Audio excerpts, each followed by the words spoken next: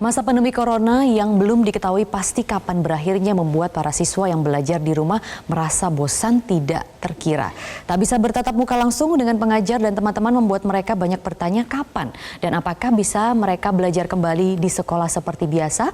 Lantas bagaimana sistem pendidikan yang ideal selama masa pandemi corona? Seberapa efektif sistem online ini bisa mendukung pendidikan siswa selama belajar di rumah? Kita akan berbincang dengan salah satu orang tua siswa, ada Ibu Nova dan juga ada praktisi pendidikan Mas Indra Karismiaji. Selamat pagi Ibu Nova. Pagi Mbak. Selamat pagi juga Mas Indra. Gimana Maria? Sehat kan? Alhamdulillah sehat, semoga juga Ibu dan Mas Indra sehat selalu. Terima kasih sudah bersedia bergabung di Selamat Pagi Indonesia. Nah ini saya tertarik untuk mendengar cerita atau mungkin keluhan dari orang tua siswa terlebih dahulu. Ada Ibu Nova di sini. Ibu bisa diceritakan sudah sebulan lebih anak-anak beraktivitas di rumah. Bagaimana saja kegiatan mereka selama di rumah? Kalau anak-anak saya sih karena laki-laki semua ya. Awal-awal seneng kalau liburan. Liburan sekolah ini ya karena pandemi corona. Tapi lama-kelamaan pada bosen. Nanya mau ngajak jalan, mau ngajak keluar, tapi kan nggak mungkin ya karena memang lagi dilarang untuk keluar. Makanya kalau di rumah ya kegiatannya main game, tetap main game gitu. Kalau untuk belajar online-nya karena memang sebelumnya memang ikut bimbel kan, masih tetap berjalan gitu. Ya, lalu bagaimana dengan sistem pembelajaran online-nya selama ini, Bu? Efektif tidak sih, Bu? Atau lebih banyak main gamenya nih? Tetap banyak main gamenya. Kalau belajar online-nya kalau nggak diingatkan gitu juga lupa. Oke, jadi orang tua ada kesulitan ya untuk terus memantau dan mengajari anak selama ini. Mungkin bisa Ibu ceritakan apa yang Ibu lakukan untuk terus membuat mereka tetap bisa belajar online? Tiap kali pas waktu ada jadwal untuk ini belajar online-nya ya saya mengingatkan aja gitu untuk persiapan belajar online-nya. Kalau nggak gitu memang tiap harinya pegangnya handphone terus. Tapi tugas-tugas yang selama ini diberikan oleh sekolah menurut Ibu efektif tidak? Kalau mungkin memberinya tidak terlalu banyak efektif ya, soalnya kan anak juga jenuh kalau tiap hari apalagi kan anak saya mau menghadapi kemarin ujian ini sekolah gitu. Nah Ibu kan ini punya anak lebih dari satu, ya kan? Mungkin juga ada kesulitan-kesulitan untuk Ibu mengontrol karena jumlah anaknya lebih dari satu, ada mungkin yang punya anak 3 dan lebih. Nah, bagaimana Ibu bisa menjamin di tengah mungkin aktivitas yang juga tetap Ibu harus lakukan untuk tetap membuat mereka bisa efektif dan mengerjakan tugas-tugas dari sekolah, Bu?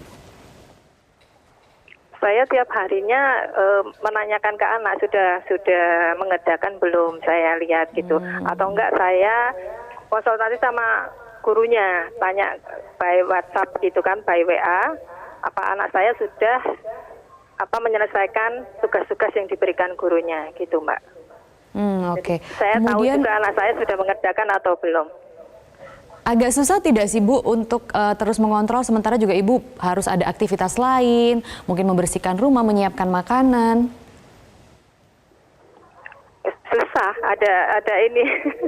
Anak-anak sekarang itu kan kalau sudah pegang handphone main game itu kalau ditegur atau ini susah, Mbak.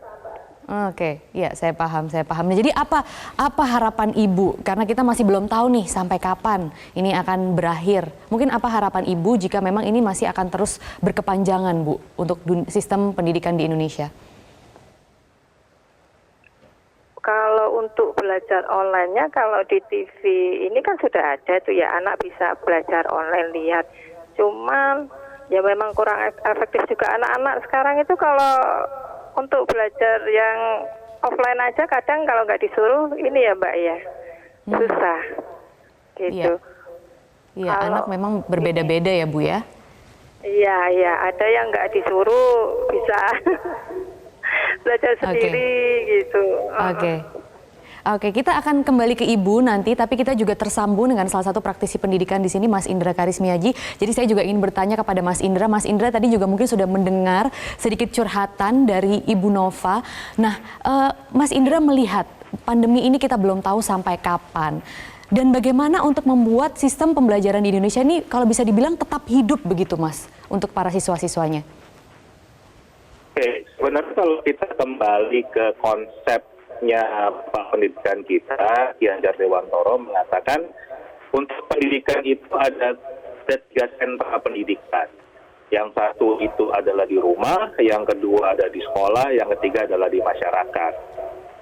Nah, sayangnya selama ini yang di rumahnya ini untuk masyarakat kita agak kurang, harus diakui.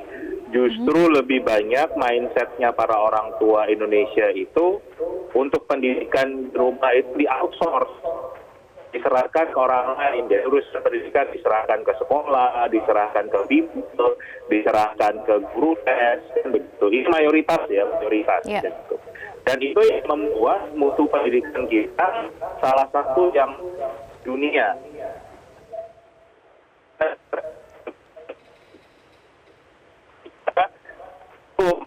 Kuotanya itu pendidikannya ada di rumah, sehingga kita dengar kan keterampilan dia itu nggak pernah dikasih PR, nggak pernah dikasih tugas, waktu sekolahnya cuma sebentar, karena justru mereka kuatnya itu di keluarga. Nah, kesempatan kita ini dengan kondisi pandemi kita harus bekerja belajar di rumah.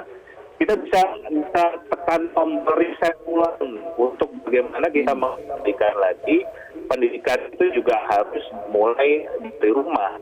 Dan saya nggak menyarankan yang ribet-ribet ya, yang rumit-rumit, yang harus tahu sinus, yang detail-detail itu dari mulai. Misalnya nih sekarang kan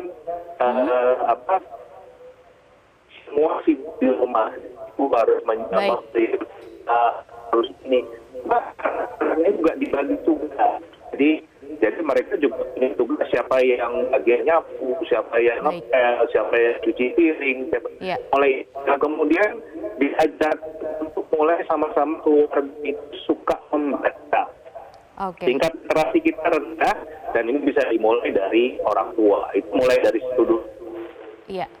Tadi audionya sempat kurang clear Mas Indra, mungkin nanti bisa didekatkan kembali speakernya, tapi saya sudah menangkap sedikit. Jadi mungkin fondasi pendidikan itu memang harus diperkuat dari rumah, peran orang tua harus ada. Tapi kan selama ini anak-anak, kalau tadi Mas Indra sudah mendengarkan juga mungkin ada keluh kesah dari anak-anak yang merasa bosan karena tidak bisa bertatap muka, berdiskusi dengan guru, kemudian bertemu teman-teman seperti yang biasa mereka lakukan. Nah, itu bagaimana Mas? Bagaimana yang ideal juga, tapi membuat mereka juga tetap senang untuk melakukan kegiatan belajar mengajar?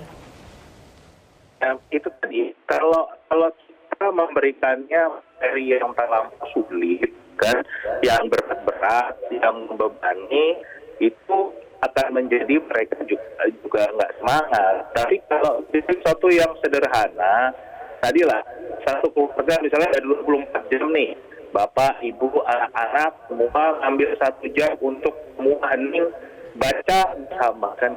Kemudian yang dibaca itu didiskusikan saat makan bersama. Itu menjadi sebuah kebiasaan yang baru, dan itu manfaatnya untuk pendidikan itu tinggi sekali. Gitu. Jadi ya kita bicara kontennya ya, tapi bagaimana bersamaan dengan keluarga. Gitu. Jadi untuk pandemi COVID-19 ini menurut Anda solusi terbaik adalah memang belajar online. Tapi dijawabnya nanti ya Mas ya. Kita break dulu, kita akan gali lebih lanjut bersama Mas Indra dan juga salah satu orang tua wali murid di sini. Jangan kemana-mana pemirsa, tetaplah di Selamat Pagi Indonesia. Anda kembali di Selamat Pagi Indonesia dan kita masih membahas mengenai sistem pembelajaran online di tengah pandemi yang ada di Indonesia. Saya masih tersambung dengan Mas Indra Karismiaji, pengamat pendidikan. Mas Indra, jadi menyambung pertanyaan tadi, memang solusi terbaik di tengah pandemi COVID-19 ini adalah sistem pembelajaran secara online. Jadi bukan karena pandeminya Mbak harus online, tapi memang era sekarang ini kan era digital. Kita sekarang itu mau jadi tukang pijet aja, mau jadi tukang ojek, mau jadi tukang bersih-bersih aja butuh gadget. Itu serba digital. Apalagi kalau kita bicara anak-anak yang mau kita siapkan untuk menjadi pekerja profesional, SDM yang unggul ya. Itu jelas butuh menggunakan teknologi digital dalam belajar. Baik, Gitu. tapi Dan ini kan faktanya, juga Mas. kondisi sekarang. Hah?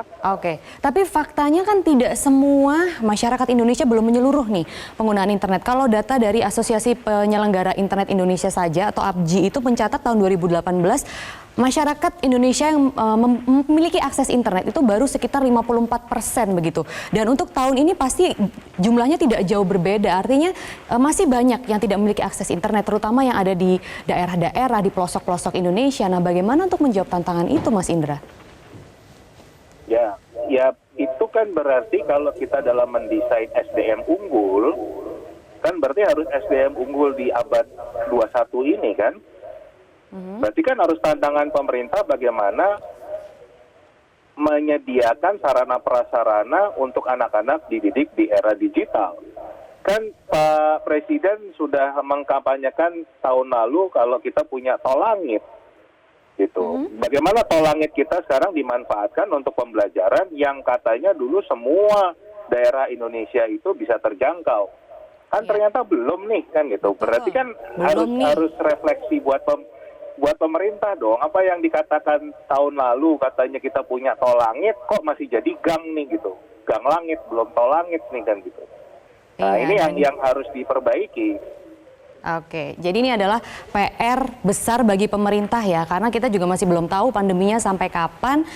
Dan kalau kita lihat di daerah-daerah tuh juga tadi masih ada guru yang sampai harus mendatangi muridnya satu persatu. Itu masih banyak terjadi, Mas. Juga ada guru yang masih datang ke sekolah, kemudian membacakan pelajaran di sekolah, tapi tidak ada murid, dikirimkan via WhatsApp dan lain sebagainya. Artinya pembelajaran online sistemnya masih belum terlalu siap di Indonesia. Nah, itulah yang kenapa ada sebuah lembaga dari Inggris namanya World Economic Education tahun 2018 itu membuat sebuah kajian yang cukup menyedihkan hasilnya. Dikatakan anak Indonesia siap menghadapi abad 21 di abad 31. Jadi kita ketinggalan 10 abad. Dan inilah salah satu buktinya, ternyata anak-anak kita, pendidik kita, para orang tua kita tidak siap dalam membimbing anak-anak kita menghadapi tantangan revolusi industri 4.0 yang semuanya serba digital. Itu refleksi kita bersama, kita perbaiki bersama. Baik, itu refleksi untuk pemerintah dan juga mungkin nanti ada refleksi untuk kita bersama semua dan juga orang tua di akhir. Tapi saya juga ingin menggali lebih lanjut mengenai dampak tidak adanya pertemuan langsung, interaksi dengan teman-teman begitu. Anak-anak merasa jenuh, merasa bosan. Nah, itu Mas sebenarnya sistem pembelajaran online ini di sisi lain punya sisi yang positif, tapi juga ada sisi yang negatif. Anak-anak merasa jenuh, tidak bisa berinteraksi sosial dengan baik. Bagaimana Mas untuk membutuhi kebutuhan itu semua di tengah pandemi COVID-19 ini? Gini, kita kan memang makhluk sosial ya. Tentunya kita ingin selalu berhubungan dengan online dan itu suatu kebutuhan kita. Tapi dengan kondisi sekarang kan memang tidak harus bertatap muka. Artinya betul-betul ketemu langsung secara fisik kan gitu. Tapi itu semua bisa digantikan walaupun memang hanya masalahnya tidak terbiasa saja lah. Dulu zaman almarhum kakek nenek saya untuk beralih dari ketemu ke pakai telepon itu juga kesulitan buat mereka. Ya kan? Dari orang tua saya yang pakai telepon ke WhatsApp itu juga kesulitan. Jadi yang jadi problem adalah hanya masalah kebiasaan yang belum. Tapi kalau kita bicara pendidikan, sekarang ini kita mau dapat ijazah SMA dari Amerika yang jaraknya aja beda benua bisa gitu.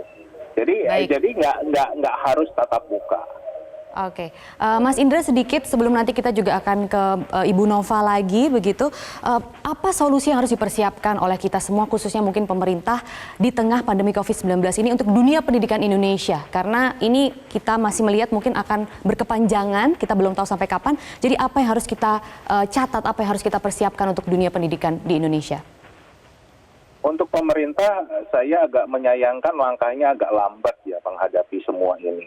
Harusnya sekarang sudah 1 bulan lebih, itu sudah punya datanya. Dari 50 juta anak Indonesia, berapa sih yang betul-betul sudah belajar dengan online? Dan belajarnya pakai apa kan gitu? Pakai rumah belajar kah? Pakai apa? Itu kan belum ada datanya. Nah kalau sudah ada datanya kan enak. Sehingga yang belum belajar itu solusinya apa? Baik. Misalnya dengan solusi pembelian gawai untuk mereka dipinjamkan atau solusi yang lain gitu. Itu harus segera dilakukan karena faktanya sekarang banyak sekali yang tadi bahasanya bukannya belajar di rumah jadi libur. Kan nggak produktif kan gitu. Harusnya mereka tetap belajar bukan libur ini. Jadi untuk orang tuanya bagaimana Mas Indra? Nah, untuk orang tua, karena juga mereka belum terbiasa untuk mengajarkan anak-anak di rumah dengan pola ini, harusnya pemerintah juga secara aktif memberikan panduan-panduan, memberikan tips-tips, gini loh caranya kalau mengajar anak di rumah, ini supaya nggak bosan, begini. Nah, itu yang bisa dipakai oleh media-media yang dimiliki pemerintah untuk lebih banyak melakukan hal tersebut secara aktif ini. Jadi bukan sekarang kan misalnya pakai TV nih pemerintah. TV itu bukan untuk anak, karena anak-anak era sekarang nggak ada yang bukan generasi penonton TV. Mereka TV-nya TV on demand semua. Tapi justru bisa dipakai untuk orang tua dan guru bagaimana mereka belajar caranya mengajar dengan cara pembelajaran jarak jauh ini dengan daring ini. Iya. Baik, Mas Indra, terima kasih. Kita akan coba mendengar sekali lagi Ibu Nova yang juga sudah tersambung di sini. Ibu Nova tadi sudah mendengar penjelasan dari Mas Indra. Nah, bagaimana menurut Ibu?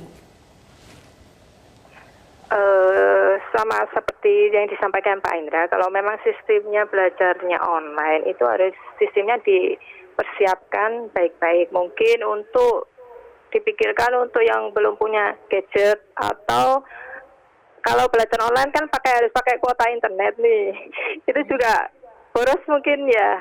Kalau yang nggak bisa, mungkin nggak bisa menyediakan kuota atau gimana kan pemerintah harus memikirkan juga Mbak gitu. Oke. Jadi memang harapannya bersama ini adalah PR bersama untuk kita dan juga khususnya untuk pemerintah untuk mempersiapkan ini semua dengan baik. Terima kasih Ibu Nova yang sudah memberikan ceritanya dan juga Mas Indra yang juga sudah memberikan pendapat dan juga pengarahannya. Terima kasih dan juga semoga sehat selalu untuk Anda semua.